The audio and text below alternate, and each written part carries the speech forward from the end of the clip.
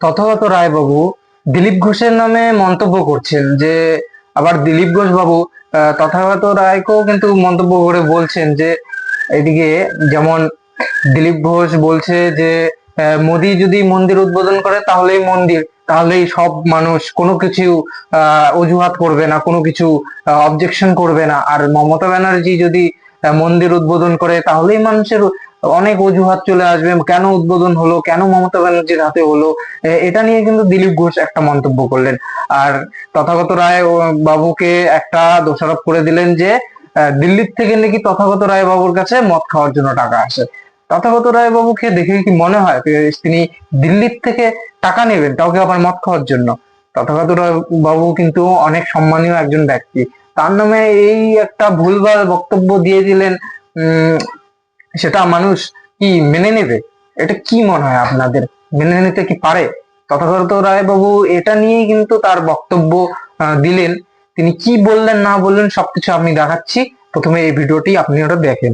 সন্ধ্যাবেলা বসে মাল খেয়েছেন সবাইকে নিয়ে, পার্টি দিল্লি থেকে টাকা পাঠিয়ে ফুর্তি করেছেন। যে আমার মদ খেতে হলে কি প্রেস থেকে টাকা, দিল্লি থেকে টাকা নেওয়া দরকার? মানে দাঁত কিড়মিড় করে মিথ্যে কথা বলা আর কি। হ্যাঁ, দাঁত কিড়মিড় করে মিথ্যে কথা বলা, এর জবাব দেওয়া আমার উচিতে বাড়ে। বক মরেছে আর ফকিরের কেরামতি বেড়েছে। উনি সেই ফকির। যে বিজেপির যা উন্নতি হয়েছিল, যা 2019 সালে যে বিজেপি অসাধারণ ফল করেছিল, সেটা একটি লোকের জন্য, তার নাম নরেন্দ্র দামোদর দাস মোদী। উনি তো নিজেকে ন্যাংটা বলছেন, নিজেকে ন্যাংটা বলছেন। উনি কারুকে ভয় করেন না। কেন ভয় করেন না? উনি নিজে ন্যাংটা। আর উনি গেছেন, মন্দিরে গেছেন, খুব ভালো কথা, কিন্তু সস্ত্রীক মমতা ব্যানার্জির সাথে মাখামাখিটা করতে গেলেন কেন? ওই ছবি তুলতে গেলেন কেন? মাখামাখি করে আবার ছবি তুলতে গেলেন কেন? আবার দিলীপ ঘোষ বাবু কিন্তু বলছে মানে তথাগত রায় বাবু, সরি, তথাগত রায় বাবু যে বলছে দিলীপ ঘোষ মন্দিরে গেছে, ঠিক আছে, সেটা মানা যায়, কিন্তু তিনি মমতা ব্যানার্জির সাথে মাখামাখি কেন করতে গেলেন? এত হাসি ঠাট্টার মধ্যে দিয়ে গল্প করছে, কেন এটা করতে গেলেন? তথাগত রায় বাবুর নামে আবার দোষারোপ করছেন তিনি নাকি দিল্লির থেকে টাকা নিচ্ছে, আবার ওটা নিয়ে মদ খাচ্ছে। সেটা নিয়ে কিন্তু তথাগত রায় বাবুর একটা মানে ক্ষোভ দেখাচ্ছে দিলীপ বাবুর ওপরে।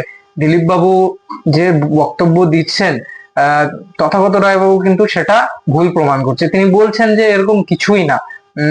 যা বলছে দিলীপ বাবু তার নিজের স্বার্থে বলছে। তিনি হয়তো নিজেকে সেই যে মমতা ব্যানার্জির সাথে এত ঘুলে মিলে যে একটা ভিডিও আসছে, এটার থেকে বাঁচার জন্য হয়তো দিলীপ বাবু এগুলো সব বলছে। তথাগত রায় বাবু কিন্তু তার বক্তব্যের মধ্যে এরকমটাই কিছু বোঝাতে যাচ্ছে। আপনাদের কি মনে হয়?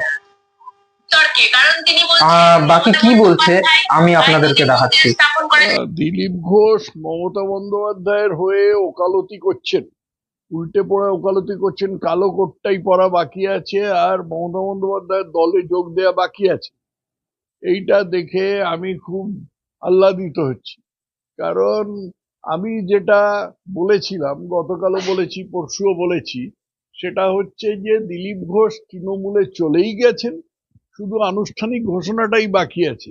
আজকে দিলীপ ঘোষ এটা করে, ওকালতিটা করে এই ব্যাপারটাকে পরিষ্কার করে দিলেন। বলছে ন্যাংটার নেই বাটপাড়ের। উনি ঠিক এটা বুঝতে পারেননি, মানে লেখাপড়া কম তো, অতএব ওর মানে একটা প্রবাদ বাক্যের যে তাৎপর্য কি সেটা উনি ঠিক বুঝতে পারেননি। উনি তো নিজেকে ন্যাংটা বলছেন, নিজেকে ন্যাংটা বলছেন। উনি কারুকে ভয় করেন না। কেন ভয় করেন না? উনি নিজে ন্যাংটা। আমি বলেছি কিছু, আমরা বলেছি কিছু?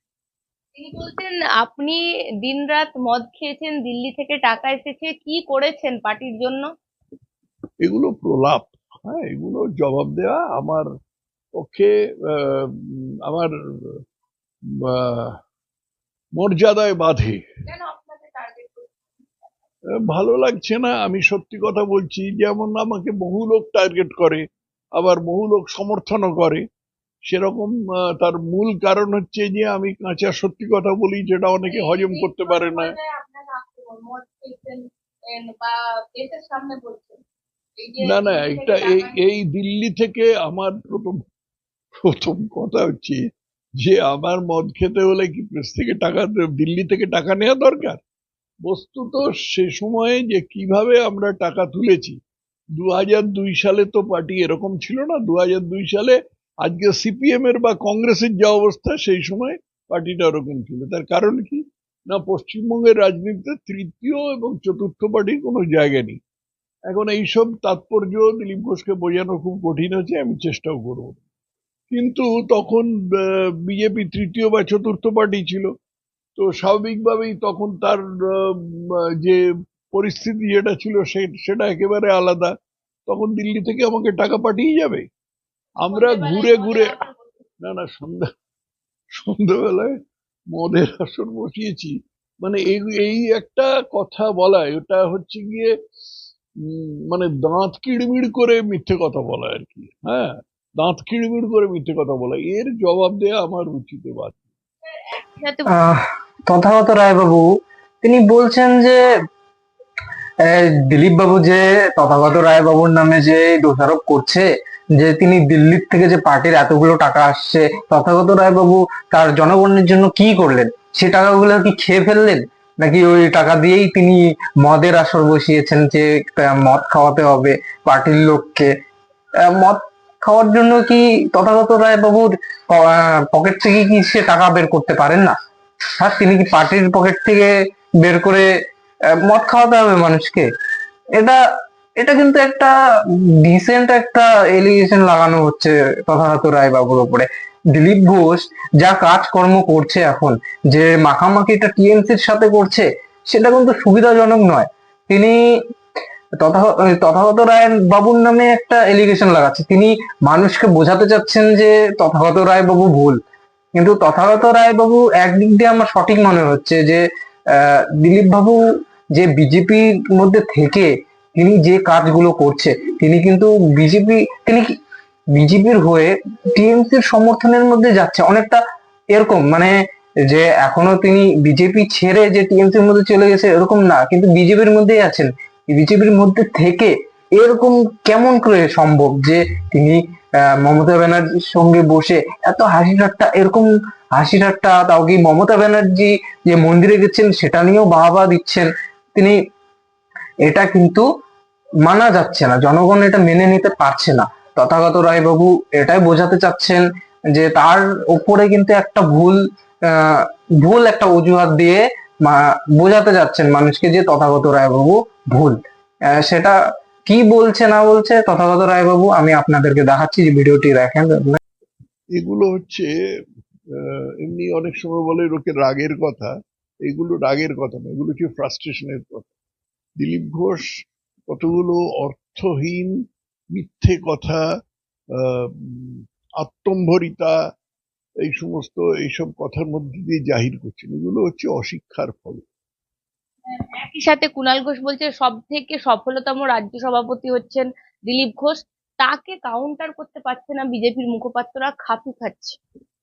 কুণাল ঘোষ যদি কারুকে সার্টিফিকেট দেয়, বিজেপির কোনো প্রাক্তন সভাপতিকে বা নেতাকে যদি সার্টিফিকেট দেয়, তাহলে তার তাৎপর্য কি হবে সেটা আমি দর্শকদেরই বুঝে নিতে অনুরোধ করছি, আমার কিছু বলবার দরকার নেই। একই সাথে আমি বলছি মন্দির, বিজেপি যে হিন্দুত্বের রাজনীতি করেছে, সেই হিন্দুত্বের রাজনীতি নিয়ে কি করে মন্দিরে গেলে আপত্তি করছে এই মুহূর্তে দিলীপ ঘোষ বলছে, আমি বুঝতে পারছি না। ওটা তো মন্দির নয়, ওটা জনসাধারণের ট্যাক্সের টাকায় একটা প্রাসাদ বানিয়েছেন মমতা ব্যানার্জি।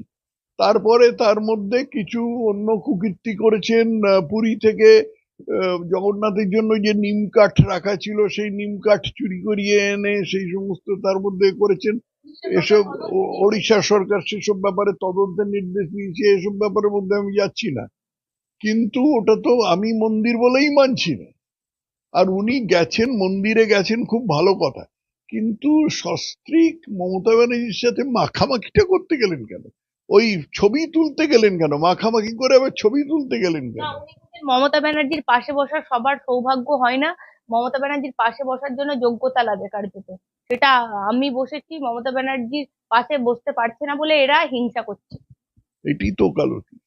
যে বিজেপির প্রধান প্রতিপক্ষ মমতা ব্যানার্জি, তার পাশে বসাকে একটা খুব চরম মর্যাদা মনে করে, চরম কৃতিত্ব মনে করে।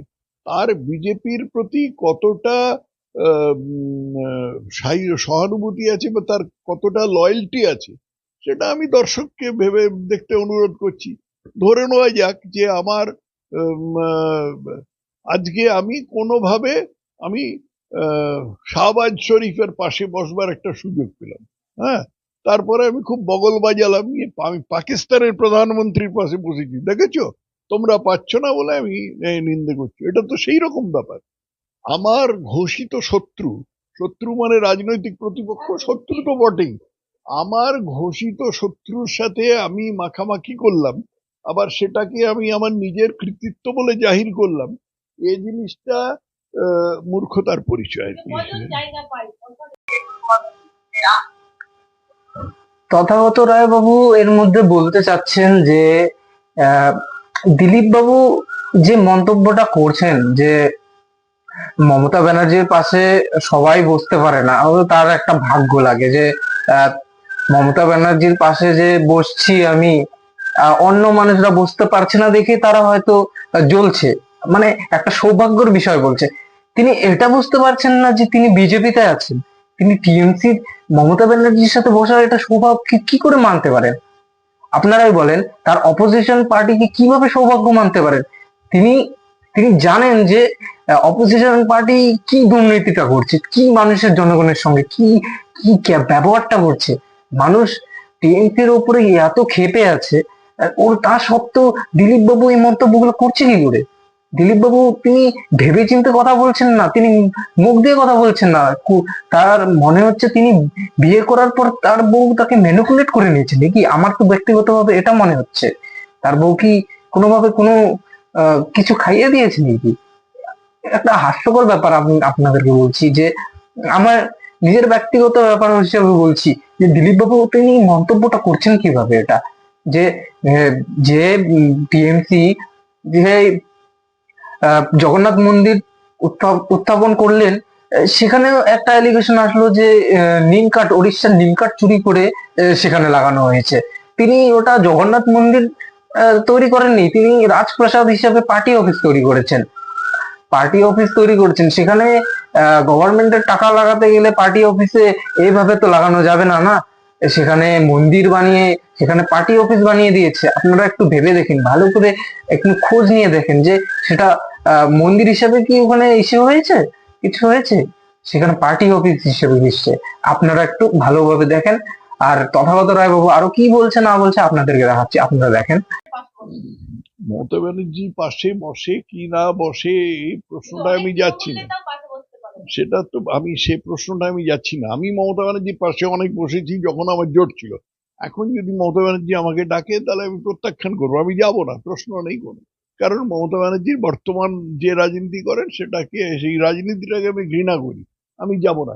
কিন্তু উনি তোর রাজনৈতিক প্রতিপক্ষের পাশে বসে সেটাকে একটা মহাকৃতিত্ব হিসেবে জাহির করছেন, এটা মানে কি এটা খুব সংক্ষেপে বললে মূর্খতার পরিচয়। মূর্খতা ওর মানে বিদ্যাসাগর মহাশয় অনেকদিন আগে বলে দিয়েছিলেন মূর্খের অশেষ দোষ। বলতে আমি কিছুই চাইনি, আমার কি দরকার, আমাকে একটা জায়গায় যেখানে পার্টি পাঠিয়েছে সেখানে আমি নির্বাচনে লড়েছি, হেরেছি। এরা যদি যোগ্যতা থাকে এরা দেখাক, পার্টিকে দাঁড় করিয়ে, আমি যা পার্টিকে দাঁড় করিয়েছিলাম তার জায়গায় তো পার্টি নেমেছে, উঠেছে কোথায়? উনি পার্টিকে দাঁড় করিয়েছিলেন। একজন সোশ্যাল মিডিয়া একজন লিখেছে, আমি লিখিনি, সোশ্যাল মিডিয়া একজন লিখেছে ঝড়ে বক মরেছে আর ফকিরের কেরামতি বেড়েছে। উনি সেই ফকির। যে বিজেপির যা উন্নতি হয়েছিল, যা 2019 সালে যে বিজেপি অসাধারণ ফল করেছিল, সেটা একটি লোকের জন্য, তার নাম নরেন্দ্র দামোদর দাস মোদী। পরবর্তীকালে 2024-এর নির্বাচনে যে বিজেপির একটু অবনমন হয়েছে সেটার জন্য দায়ী নরেন্দ্র দামোদর দাস মোদী। তার মধ্যে উনি তুললেন আর আরেকজন নামালো, এইরকম একটা অদ্ভুত মানে আউটল্যান্ডিশ দাবি করা, আবার বলছি মূর্খতার পরিচয়। আমার কথাটা বারবার বলতে খারাপ লাগছে, কিন্তু মূর্খতার পরিচয়। আবার উনি বলেছেন পেনি যদি, তাহলে এতদিন অপেক্ষা করতে গেলেন কেন? যৌবন থাকতে থাকতে বিয়ে করতেন, সেই বিয়েতে বিয়ে করলে পরে যে কারণে যৌবনে লোকে বিয়ে করে সেই কারণগুলো ওর চরিতার্থ হতো। এখন উনি কি করতে পারেন সেটা উনি ভালো বুঝবেন, না উনি বুঝবেন আর ওর স্ত্রী বুঝবেন, এই বিষয়ে আমার কিছু বলবার নেই। না না, সব কাজ শেষ হয়নি, সব কাজ শেষ হয়ে গেছে। আমার এখানে একটাই কথা মনে পড়ছে যে দিলীপ বাবু তিনি বিয়ে করার আগে এরকম ছিলেন না, তিনি বিয়ে করার পরেই হুট করে এরকম চেঞ্জ হয়ে গেল। হ্যাঁ, তিনি বিয়ে করার পর যে এরকম হয়ে গেল, তথাগত রায় বাবু তা নিয়ে কোনো মন্তব্য করলেন না। তিনি বলতে চাইলেন যে দিলীপ বাবু যে বলছেন যে তিনি পার্টিতে থেকেই তিনি বিজেপিকে উঠিয়ে দাঁড় করিয়ে দিলেন, তিনি না থাকলে হয়তো বিজেপি নেমে থাকতো। সেটা কোনো বড় বিষয় না। দিলীপ বাবু আপনি যেটা ভাবছেন সেটা কিছুই না। এই বিজেপি দাঁড় করানোতে শ্রী নরেন্দ্র দামোদর দাস মোদী, আহ, তার তার তার একটা কৃতিত্ব আছে। তিনি নরেন্দ্র দামোদর দাস মোদী, তিনি ছাড়া বিজেপির কোনো রোলই নেই বলতে পারেন। তার জন্যই বিজেপি দাঁড় করিয়েছে 2024-এ, তার জন্যই একটু নেমেছে। আপনার এখানে কোনো বক্তৃতা এখানে কাজ করবে না তো। আপনি যেগুলো মানুষকে ভুলভাল বোঝাতে চাচ্ছেন, মানুষ অতটাও বোকা নয়। মানুষ নিজে মন থেকে নিজেরা ভাবতে জানে যে কোনটা সঠিক কোনটা ভুল। আপনি যে দিলীপ বাবু, আপনি যে নিজে বলতে যাচ্ছেন মানুষের মিডিয়া, আরামবাগ টিভি বলেন, আহ, অনেক অনেক মিডিয়া রয়েছে, তাদের নাম ধরে একটা ফেসবুকে পোস্ট করলেন যে তারা নাকি দিলীপ বাবুর নামে খারাপ মন্তব্য করছেন। আমি তাদের যখন জেলে পড়তে আসে মমতা ব্যানার্জি, তখন দিলীপ বাবুই নাকি তাদেরকে বাঁচিয়েছিল। এটা নিয়ে ভিডিও পোস্ট করার কি দরকার ছিল? তিনি কি সহানুভূতি নিতে চাচ্ছেন মানুষের কাছ থেকে? তিনি কি বলতে চাচ্ছেন যে আমি মানুষের হেল্প করেছি, আপনারা এখন কিভাবে আমার নামে খারাপ মন্তব্য করছেন? এটা বলতে চাচ্ছেন আপনার? আপনাকে বুঝতে হবে যে আপনি কি কাজটা করছেন। আপনি নিজের মনে নিজে বুঝে দেন একটু, যে আপনি মমতা ব্যানার্জির সাথে যে হাসি ঠাট্টার মধ্যে দিয়ে একটা ভিডিও করলেন, আবার মন্তব্য করছেন যে মমতা ব্যানার্জি মন্দির খুলেছে, তো কি হয়েছে? নরেন্দ্র দামোদর দাস মোদী যখন মন্দির খোলে বা মন্দির উদ্বোধন করে, তখন তো মানুষের কোশ্চেন ওঠে না, মানুষ প্রশ্ন করে না। মমতা ব্যানার্জি খুলেছে তো প্রশ্ন কেন করছেন? দিলীপ বাবু এটা বলছে। দিলীপ বাবু তার সমর্থনে কেন কথা বলবে? আমার ফার্স্ট কোশ্চেন হচ্ছে এটা। আপনাদের কি মনে হয় দিলীপ বাবু যেগুলো বক্তব্য দিচ্ছেন বা তা সঠিক কিনা? আর তথাগত রায় বাবু কি বললেন না বললেন, আপনাদের কি সহানুভূতি যদি থাকে বা আপনাদের সহমত যদি থাকে, দিলীপ বাবু না, সরি, তথাগত রায় বাবু যদি যা বলছে তা যদি আপনাদের ঠিক লাগে বা ভুল লাগে, কি মন্তব্য আছে আপনাদের, আপনারা কমেন্টস এর মধ্যে জানান। আমি এখানেই বিরতি নিচ্ছি। নমস্কার। সঙ্গে থাকবেন, ভালো থাকবেন, সুস্থ থাকবেন।